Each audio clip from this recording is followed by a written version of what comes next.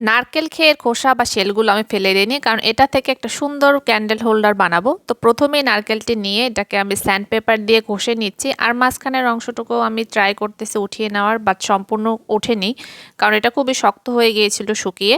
আর এরপর আমি নারকেল তেল দিয়ে নারকেলের উপরে ব্রাশ করে নিচ্ছি, এতে করে এটা অনেক মসৃণ আর চকচকে হয়ে যাবে আর ময়লাগুলো সম্পূর্ণরূপে উঠে যাবে। তো মাঝখানটাও আমি সেম ওয়েতে আমি উঠিয়ে নিয়েছি।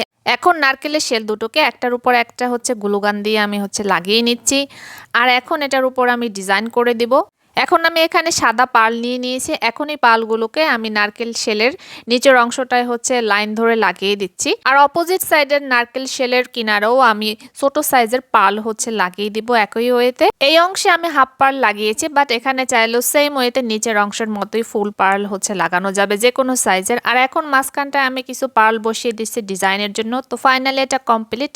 আর এটার উপর আমি মিনি আর্টিফিশিয়াল ক্যান্ডেল বসিয়ে দিয়েছি, চাইলে রিয়েল ক্যান্ডেলও বসানো যাবে। তো তোমাদের কাছে কেমন লেগেছে অবশ্যই আমাকে জানিও, আর ভালো লেগে থাকলে আমার চ্যানেলটি সাবস্ক্রাইব করে দিও। তো সবাই অনেক ভালো থেকো, বাই।